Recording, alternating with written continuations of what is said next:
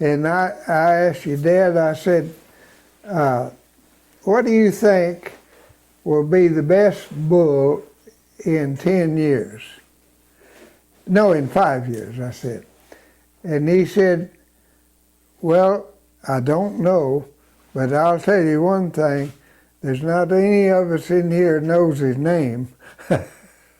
And I thought, you know, he's got an open mind. Yep. And before that, registered cow people had been bad about buying an old bull at a high price and then forcing everybody to breed to him. He's the only one. He's good because I blessed him, you know. Yeah. And, you know, I paid a lot of money for him. Yes. So that must make him good. And, Yeah. you know, Dad always was like, we have to measure these traits. They have to prove themselves. And then we will know what his name is. We'll let them sort themselves, just like in your arena. They'll have to prove themselves in the performance world to where we know what we can measure, to where we can know that we're selecting the right bull. Yeah. Well, you know, that was the first time I'd heard a breed stock man say something like that. Before, it's always, oh, it's old so-and-so, you know. Because he'd, like you said, give a lot of money for him. Oh, yeah. And,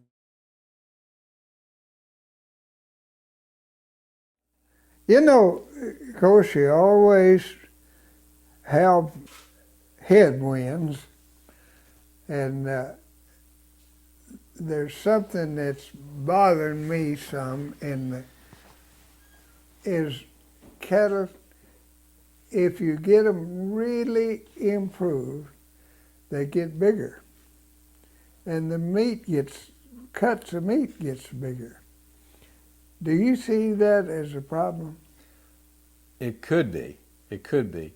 But the great news is that we have, just like the information for birth weight or for yearling weight or for marbling or for muscle, we now have information for how big they get. And so, Buster, you know, we talked about predestined, you know, our old bull that's done well, and you've used a lot of predestined sons. He's in the bottom 5% of the Angus breed for stature. So, you know, Dad always said, and I believe it too, it's not how big they get, it's how fast they get big enough and then quit growing. And we have good information now to where we can do a better job of that. It's the guys like me to have the discipline to be sure that you keep them from getting too big. But you're absolutely right. If you just growth, they're going to get too big. You know, they don't fit your climate, they don't fit ours, they don't fit anywhere. So we have to keep them in a package that we can replicate, you know, the whole process. You know, I've sent about 300 cows back to Arkansas, and those people all around there are real impressed with my cows because they're not so big. Any of their real good Angus cows have gotten real big and thick, you know. We talk about different arenas, but you know, the show arena, it's hard to win if you're not the biggest, or if you're, I mean, you're inconsistent if you're down here. I mean, I was just at the National Junior Angus competition, and I heard the judge talking about, well, I put this heifer over the other one because she got a little more weight per day of age, and I looked at my son and I said, she weighs 1,800 pounds. How much weight per day of age does she need? That I think that showing is really a dangerous thing. For horses or cattle. Yes, sir. They nearly ruined the quarter horse with those halter classes. Yes, sir. And they couldn't do anything else but stand there and be fat and pretty. Yeah, and and I credit the cutting horse with salvaging the quarter horse. A horse that can do something are the only horses of value. And you know, a cow's the same way. If she can't go out here and harvest this grass, breed back, have a calf, and replicate the process year after year, and then have something that the consumer wants to buy, you know, it really doesn't matter how big or little she is because nobody wants it. And a horse or cow is the same way. Yeah. And you know, consequently, starting at futurity, give people a reason to breed for intelligence. You know, they hadn't had a reason. They didn't need a smart horse standing at the end of that halter. But to be a cutting horse, he had to be smart. And they went on and made the top end of roping horses too. And you know, that's, you remember, you were there at the very beginning of U.S. Premium Beef, and, you know, really, and I remember when I first met you, I mean, the struggle for all of us was all these cattle get paid the same. They get paid on the average. yeah, And it's kind of like that horse standing at the end of a halter. I mean, he got paid to be pretty, but if Buster Welch's Angus sired calves, you know, they're going to get paid for this amount of money.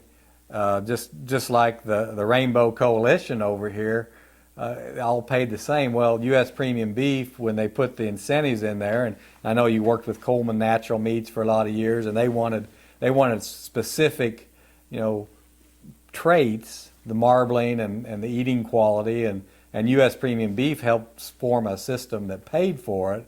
And now you've seen the great change for cattle that consumers actually want and will pay for. funny thing about Coleman meat. Mr. Coleman was an Angus man. And he got caught up in this lean beef. We always kill our own beef, Needy. And boy, when they got to being about a 1/2 and 3/4 limousine, I didn't like it. And so on my own, I went back to Angus bull. And I leased my first one from John Means, which was Gardiner bulls. And funny thing, that fall, when my calf crop would have been 3/4 Angus, and basically. And I had probably, at that time, I was running close to 1,000 cows. And they sent a letter out and said, we no longer want lean beef. Those calves have to be half Angus. And I was just right to get back. Never missed a beat. That letter had to make you smile. Yeah.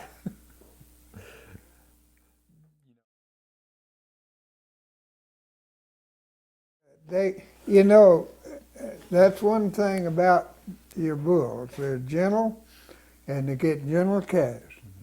And I try to get Vicente or whoever's caking to take along 2 or 3 sacks of cake and get out and walk and Yes, sir. occasionally and cake those cattle. And we hadn't done it any this year, and they're a little shy right at first, but in a minute they're all up around you. You know, Buster, I think a lot of people could learn from that, because, you know, we see more and more cattle that just haven't really seen people. And that's, I mean, I watch Docility, and we can select for that too now better than we could 20 years ago. We have good information on that, and that's a pretty big important part of what we select for, to make sure that they're just a little quieter and tamer. But I think if all of us would get out and just, you know, in the industry and walk through those cattle a little bit, it would be better for everybody. Yeah, with a sack of cake. Yes, sir. Yes, sir. Yes, sir. Oh, they'd learn that you're a good thing. You're here to bring them something good. Well, we always, our heifers, when we wean them, we cake them a horseback for 2 or 3 days. Would you just carry a sack on your horse? Yeah, just pour it over his shoulder.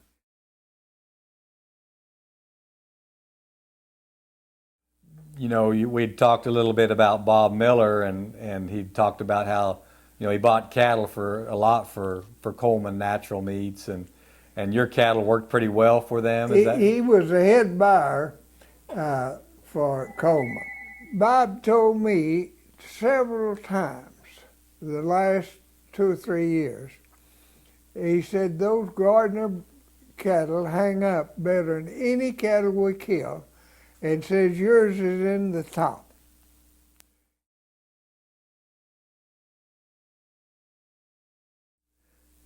when you see, you know, this country, it's pretty vast and tough. I mean, your cows, they get around, they get bred. What's been your experience with the Angus cattle just around Rotan here?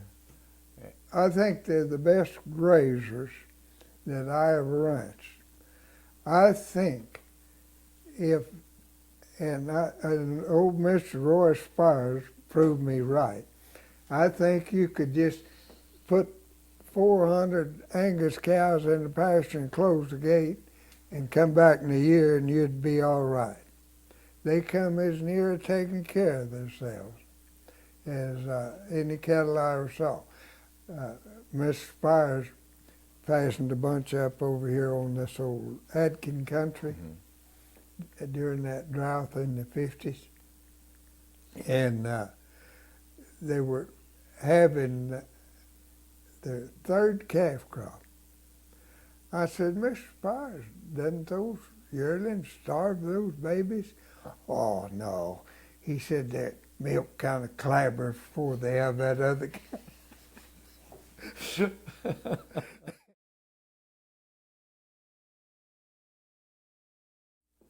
What do you think we did with our beef in America to make it more exportable? What makes it better to where the whole world wants it? I think you're so advanced to what it was that tenderness and flavor, and when I say tenderness, I don't want it mushy. Yes, sir. I want it, what they say, a good tooth. Yeah, yeah. But not gristly and tough, you know. And not get those steaks too big. Sure, sure.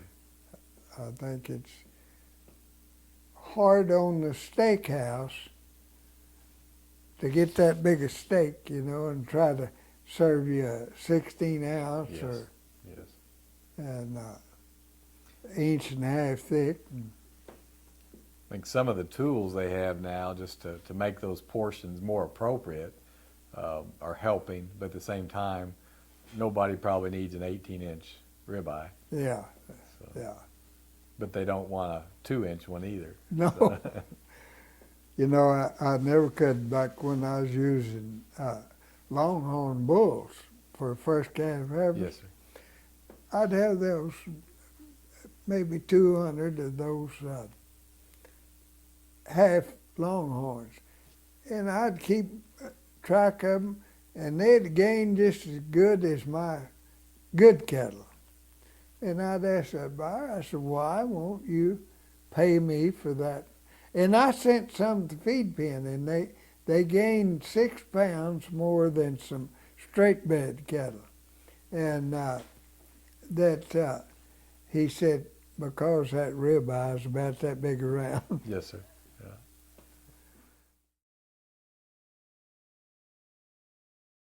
One of the things, whether it's cattle or you know, the military or whatever, I mean, we have to use the technology that's available, and I believe that's what you and my dad did so well, is you, like you said, were open-minded to try these things and see what would work. We measure it and then quantify it and then multiply the better ones, and I think that's the key that we have for the future, is to continue to use the technology. You know, like Dad said, we don't know who the best bull 4 or 5 years from now, or even 1 or 2 years from now is, but we're working with some things now, Buster, like genomics. You know, the Progress bull I told you about? Yeah. He had about 8 brothers, and they were some of the first bulls that we genomically tested. You know, and I like it, let's just say let's say little Peppy had 8 brothers. Well, how would, you probably were good enough to train them all and test all 8 of them, but it's hard to get data on that many bulls. So we use the genomics to try to figure out which one would be best to prove. And they actually, several other brothers have been proven, and they were quite good, are quite good, but they're not progress. And so that's, I think, one of the things that's changed just in the last 4 or 5 years, is being able to identify that quicker to where we make less mistakes. You know, people often ask us, why don't you use this young bull or that young bull?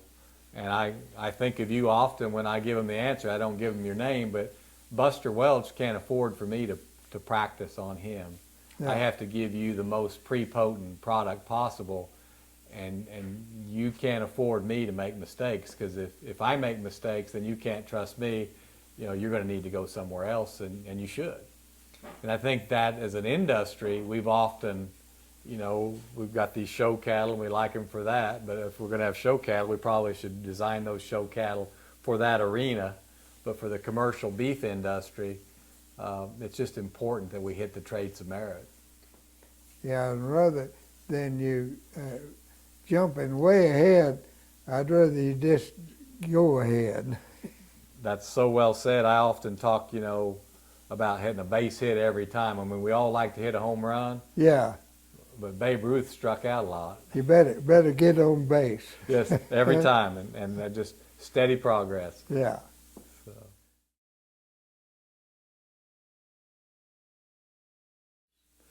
Well, they just show me that the American work ethic is really the thing that makes success. They all of them work at it, and that's what I like. They all know why. You know, a lot of people know how, but my dad said, you'll always work for the man that knows why. And the Gardiners all know why and how.